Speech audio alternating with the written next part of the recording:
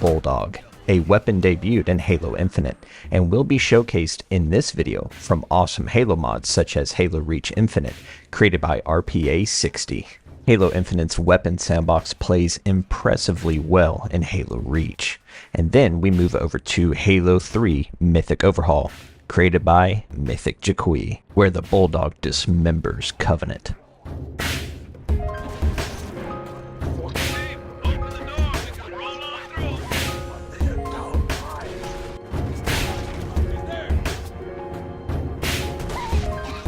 With Father Clef's Hawk Jones Halo ODST remix to mellow us out a bit.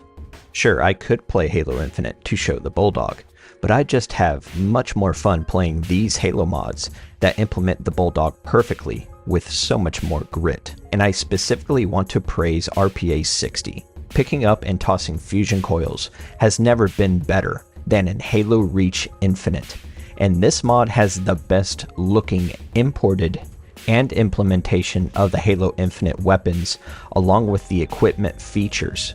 No kidding. I have more fun using the Halo Infinite weapons in this Halo Reach mod than I do the actual game of Halo Infinite.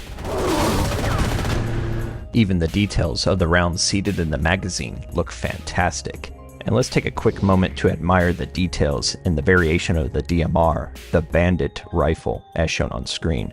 The dirt and grime along the barrel looks so cool, and the modified details are beautiful. Some of these imported weapons, like the commando rifle here, fire tracers. In theater mode, when you pause and slow down the video, you can see it's utilizing a plasma pistol bolt effect. However, in actual gameplay speed, this effect is very subtle. It's most noticeable from the perspective of the shooter, which makes a lot of sense. Even the battle rifle uses these tracer rounds in this mod. I know it's a small detail, negligible to a lot of people, but it was added deliberately for those that notice to admire.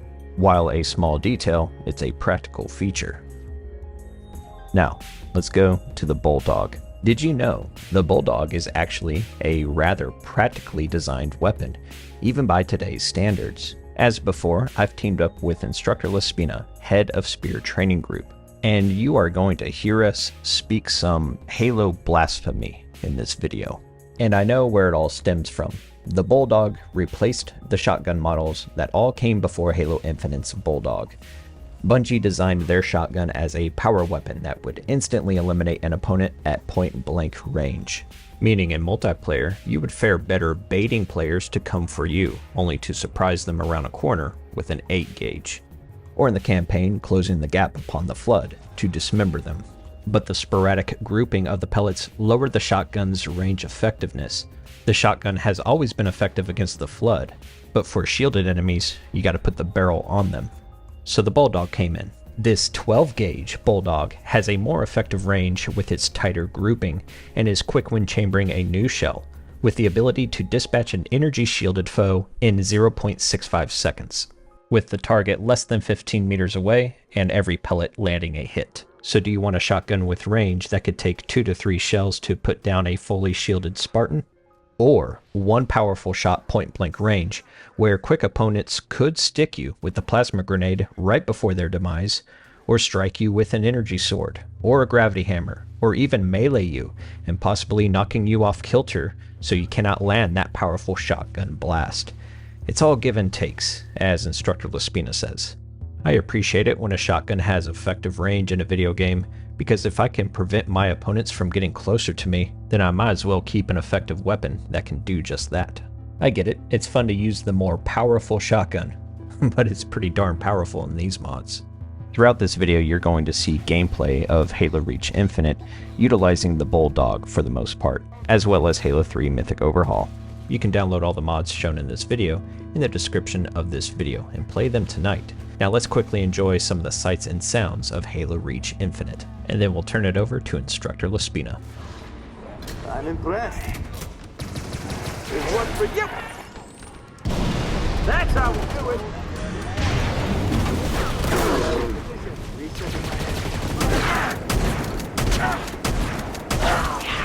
Black top. Double kill. Hello again and welcome back. Instructor LaSpina here with Spear Training Group. Today we're going to be going over the CQS-48 Bulldog in the Halo universe. And this actually resolves some of the shotgun issues that I had with the earlier shotgun video that we already did. Now, with that said, it has a much smaller wiki, so that's okay. Let's take a look at... Generally, video game is made under rule of cool. After games are made, people get really excited. They want more content, so they ask for rule of lore. So we get authors that write books about that topic. And then sometimes, if the author has a little bit of knowledge, they'll lean it towards rule of practical. But not always. Not always. Sometimes they just explain why the design and the rule of cool is the way it is without considering rule of practical. What we're going to be doing today is pointing rule of cool, the neat gameplay and fun gun design, at rule of practical. What are some of the realities of the weapon? This is going to fall yet again under one of those weapons edits that doesn't make a huge difference from the original. Main reason being, this is actually a fairly well put together design. Now, shotguns. Generally, they're going to be not always compact. Shotguns, they kind of need to be a little bit longer for the most part to really contain that blast and be able to present a huge amount of firepower forward. So they're kind of right about in this realm where they just have a huge amount of firepower and capability. They're not necessarily the most accurate. They're not long range. They're not the smallest thing all of the time. Sometimes you get short, stubby shotguns, but those aren't necessarily made for fighting. We've already gone over that in the original shotgun video, so I won't rehash it here.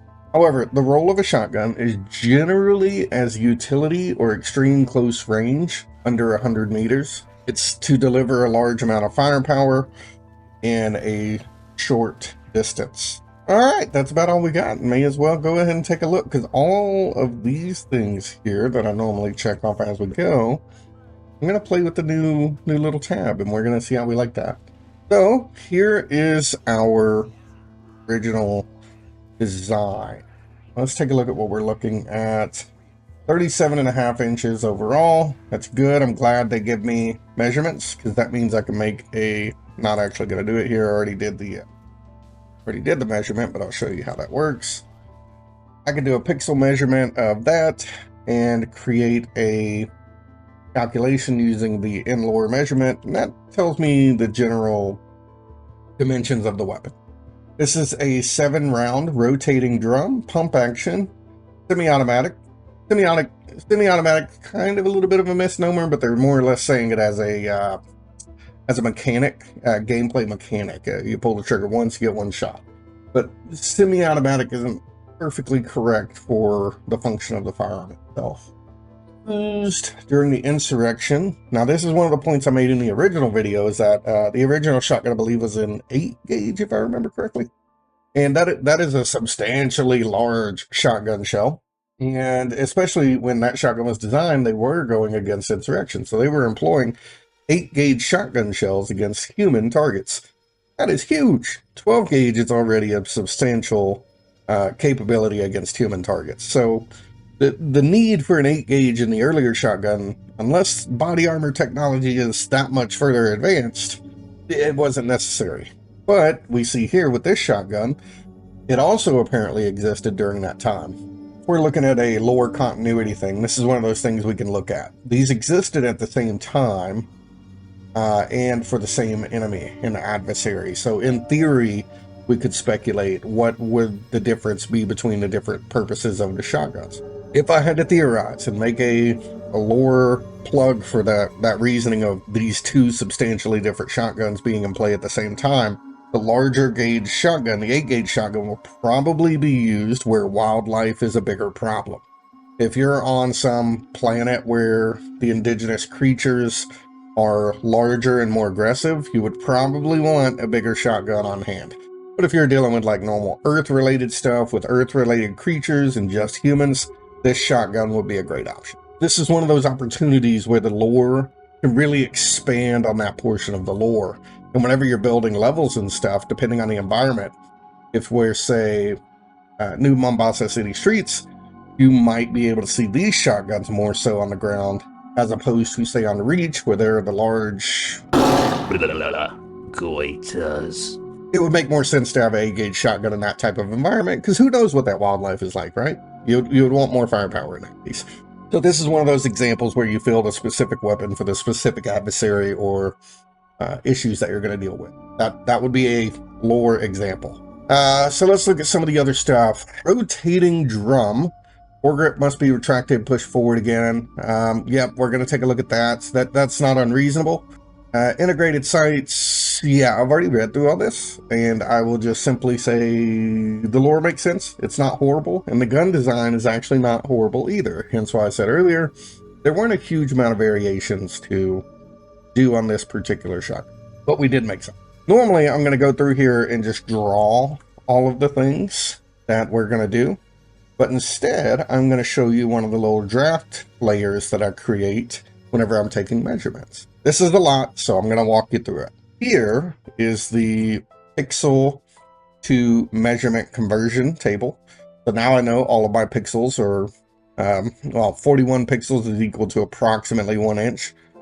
And now I'm going to go through and make measurements. I'm going to see if these actually have enough room to do what they're saying. So for example, our barrel length from this point all the way till about here is approximately 15.8 inches. This is a decent little barrel length. It's important to note it's actually from about here, because this is the end of the barrel. This here is a muzzle device. The area for compression is approximately 15.8 inches. That's a little short for shotgun barrels. Well, it's a little on average for a combat shotgun barrel. So we're going to get a good bit of velocity out of that with still a good bit of maneuverability and capabilities within the weapon. Overall, not a bad thing. This muzzle device is a little weird. I think it could be interpreted as a standoff device. However, standoff devices normally have additional venting in them. Reason being, if you just plug this directly up against, say, like a door frame and start blasting the door frame off, you need room for those gases to expand. That way they don't blow out the barrel. There's an old Demolition Ranch video, where he actually stuffs a shotgun barrel into water and pulls the trigger. Because that gas doesn't have any room to expand, it basically banana peels out the barrel. It's a common thing, and it can happen during breaching techniques. And a 12 gauge shotgun for that is perfectly adequate. Perfectly adequate in today's material sciences. Don't know about necessarily in Halo's universe. We can see that this pump, it actually has the appropriate diameter to fit shells into it, but it doesn't need to, because the shells are contained inside of the magazine. Pump is articulating more or less an arm that pushes the shells out of the magazine into the action. From there, the action. This pump engagement area doesn't need to be as big as it is. I'm gonna just tighten it up just a little bit. This could just be for takedown. Often you'll see these on shotguns where this helps in taking down the magazine tubes or some of the action components. I'm not going to change that. We have rails on the side, good options, places to put things. Vertical grip. I'll touch on this a little bit before. There's a specific shotgun technique that makes vertical grips extremely viable. So with most guns, you're going to use your forward hand to pull the weapon into your shoulder, and even back here, you're going to pull it into your shoulder, creating a really tight lockup between all the surfaces. With shotguns, however, using this portion of the grip, you're actually going to push the pump forward. So you're pushing forward here and backward here. Now, this is the push-pull method for shotgun handling. And a vertical grip really helps with this type of stuff. It helps mitigate recoil and run the action a little bit faster. So I'm going to keep that on there. That is actually a very real technique and legitimate. I have some competition footage of using a short barrel shotgun like this and running that type of grip. Next up, our magazine. I measured to make sure that it can, in fact, take the 3-inch 12 gauge shells that it's saying. I measured to make sure that it can take 12 gauge shells. Basically, I can take a pixel to millimeter measurement from here to here, and I can get an idea of the radius and diameter of that magazine, and I can work that.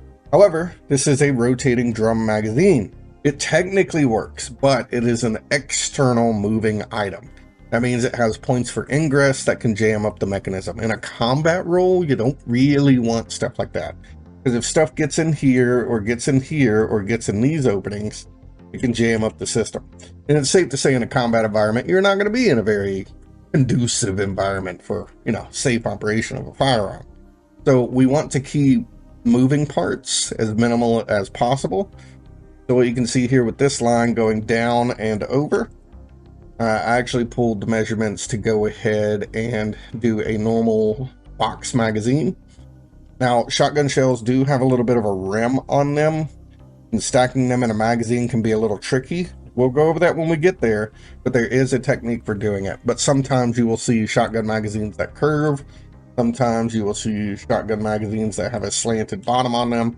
Really depends on how they're stacking on the inside, but just know that it's possible to do that. Working our way back, I don't know why this little nub exists in this heat fin. If it was a semi-auto, it might be a place that it's tapping off gas, but it's such a micro detail, but it's one of those that's like, what is that? Doesn't need to be there. So I'm going to clean it up a little bit. I didn't make a mark on it, but all of this extra reinforcing bar doesn't need to be here. There's a thing on competition shotguns, more so in skeet and trap shooting, where they have a ribbed ridge all the way along the top, and they use their eyeball track across that ridge and link it up with the target.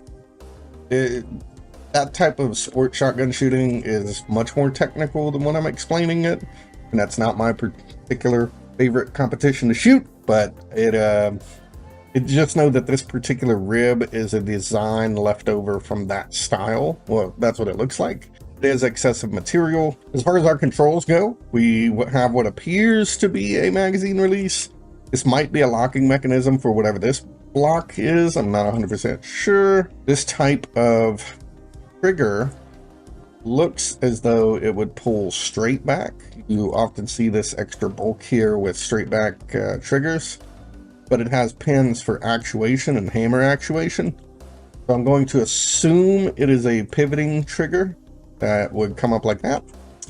And we're going to reduce some of this material. Again, if we can save 1% of material on the overall gun, that will make a difference whenever you're manufacturing thousands of. So in a military context, that's important. Next up, these finger grooves are really aggressive. This is a very sharp finger groove modification here. Finger grooves are subjective. We're gonna sand them down a little bit, but we're not gonna completely remove them. Next up, I'm making sure that there's room for the action once the shell actually gets pushed back into the action. Is there a lifter and space for all of this stuff to work? Yes, there is. Next up, we have what appears to be a folding stock, and this looks like one of the... It's like a bifolding stock that can fold to the left or right. However, if you were to fold this stock, it would interfere with this little nubbins on the side. So I had to take measurements from the point of articulation to see how much room is between there. And just for brevity's sake, it's about a difference of that much. So I have to remove this extra length in order for the folding stock to work. Now, it does appear that this here is a spacer that can be removed already. So that's pretty cool. It's a nice design. You do see those from time to time. But in order to make it foldable and compact, we are going to remove some of that bowl.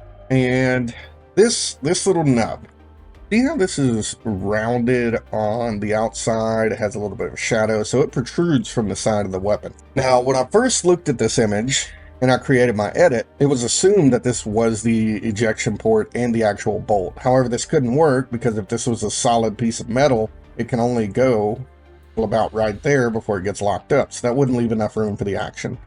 However, using a really nifty tool I wish I had on a lot of other stuff, or wish I knew about on a lot of stuff, I have a web-based 3D model, so I don't have to use Blender. You know who you are out there. Thank you for recommending it. And I can actually come in here and take a look at things, and I can see that this is an ejection port on one side, the ambidextrous ejection port for both sides of the weapon. So that is actually a really cool design. Making guns ambidextrous is a big challenge. But here's where we have the interesting bits. because it protrudes out from the sides of the action, that leaves extra material to get jammed up. See how much room there is here? How much room there is here? All of this just dead space. That is extra space for the large shotgun shell to get jammed up into the material. The shotguns, because they use large operating devices, and especially manually action, it brings up an interesting kind of insecurity related to it. So I'm going to kind of draw it up here a little bit. The edge of this pump needs to go all the way to the rear in order to eject out the other round and load in the other one. However, one of the common things we see, especially under stress, is that oftentimes people will do what's called short stroke. They won't pull it all the way back, which induces a malfunction. There's a common misconception that pump action shotguns are more reliable than semi-auto shotguns. Not always the case, because it's dependent on training. If you can spend the time to train, yes, it is more reliable.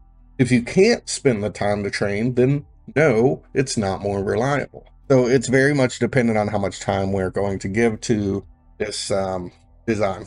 Now, as you can see here again, I mentioned it a little bit before, but magazines that are bulky in 3 dimensions are really difficult to kind of deal with. You can see that here. If it's only bulky in 2 dimensions, then I can slot it onto a plate carrier and it's going to be really easy to handle.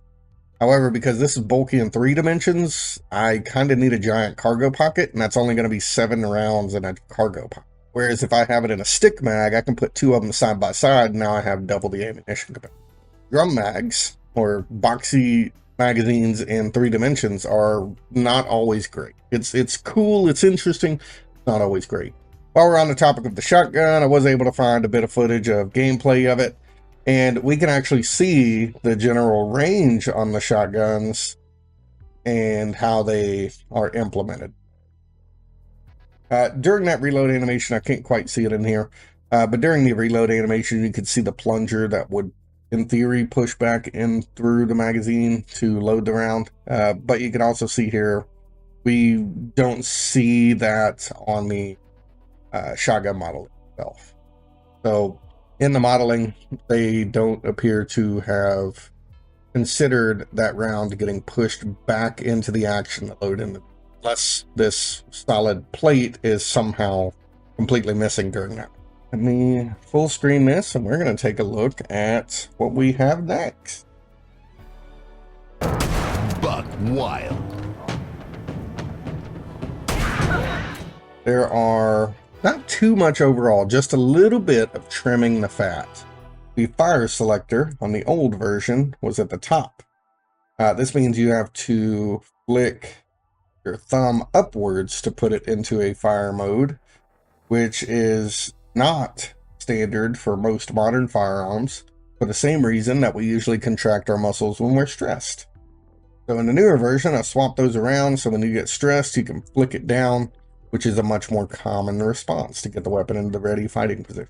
As stated before, we just choked up the pump just a little bit into the action, made it a little bit more compact.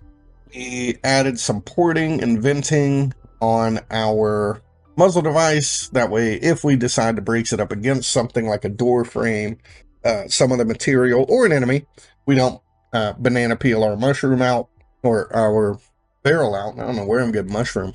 Then we reduce some of the bulk on that top ribbing. We know that it's not a full rail all the way across, so may as well reduce the extra material. And another thing, shotguns, you're not really going to be putting high-powered scopes on them per se. So having a huge amount of railing across the entire top isn't always necessary, but having some at least allows options for modification. As you can see, we also reduce the little nubbins here. Our trigger and finger grooves here have been reduced a bit, just giving us a little bit more overall material and adding a little bit more comfort to the weapon overall.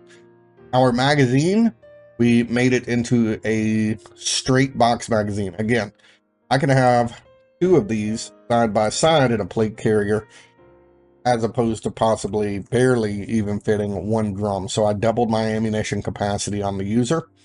And because there's less exposed mechanism, this could in theory be more reliable. As I stated at the beginning, you do got to be a little careful with shotgun cartridges because they do have ribbed cases, for example, because I know this shell has to get pushed back into the action.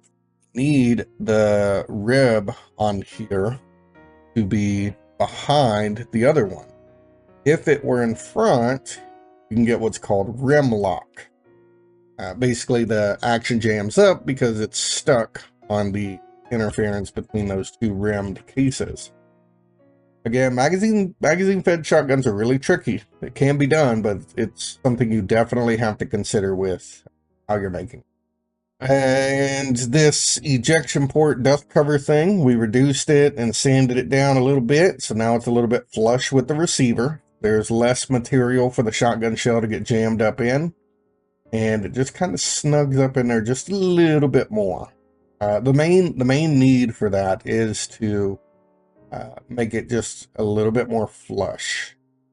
Now, this nub is generally a brass deflector, so it would reciprocate with a bolt, and whenever the brass comes out, it kind of hits that nub and pushing it forward.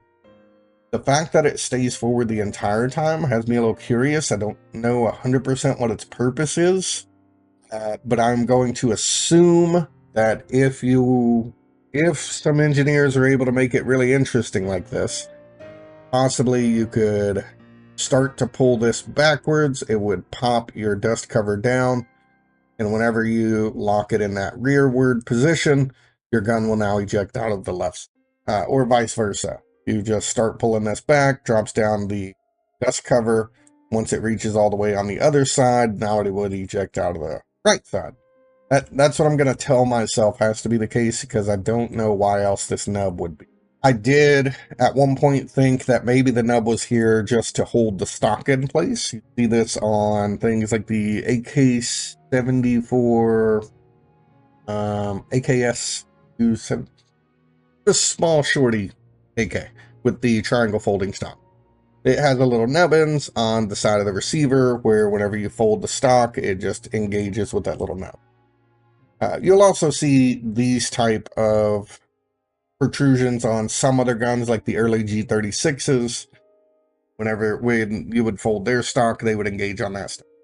However, with the original design, that doesn't really appear to be the case, because this doesn't line up. And there's no other point of articulation that would latch into that mechanism. So I don't believe it was originally designed for that purpose. If I did have to make a general suggestion, would be we could 100% write this into the lore where it would fit. Like I said earlier, a smaller gauge shotgun, this would be probably more practical for dealing with humans and general adversaries. But if you were to only find this on Earth environments or something, that would make a lot of sense for the context of the environment. And the 8-gauge shotgun would be found as more expeditionary, more oomph. So it's kind of one of those interesting things where we can create a bit of grounded world building just by doing something like that. The only other thing I want to touch on is the range of the weapon. I haven't actually played with this myself, but watching some of the videos and stuff, the range appears to only be about 10 to 15 meters or so. It's not really the case. This shotgun in this chambering with this length of barrel would actually be fairly reliable and hitting pretty hard out to about 50 meters. For granted, you're opening up your pattern to about the size of the entire human torso at that point. But even then, each one of those pellet impacts is going to be really, really hard. Out to about 100 is very optimistic, but it would still be hitting pretty hard, but not with consecutive reliability. Shooting a shotgun, you can actually do this really fast. And as an example, I will show you some helmet cam footage of me shooting one of mine. It is also in a 12-gauge chambering, shooting a similar load to what they're claiming here. So, note the fire rate and gameplay for balancing purposes. It technically could go a little bit faster. That was 3 shots in approximately a second to a second and a half. I know the representing the fire rate in game is not necessarily that fast, but just a consideration. Any questions, comments, concerns, please let us know. And looking forward to the next couple videos. We have a few for you guys already. Thank you again. Thank you, Coyote. And thank you for his community and his guidance. And look forward to doing some more of these. Y'all have a good one. Thank you, Instructor LaSpina, for breaking down the Bulldog and explaining how its design is rather practical already, but it's cool to see changes that make sense. I love it when we see real-world footage of similar weapons that LaSpina takes out to the range. You can check out his channel in the description and watch more practical Halo weapon videos we've made together by clicking on my playlist I have available, or check out videos I've made on my own. Thank you.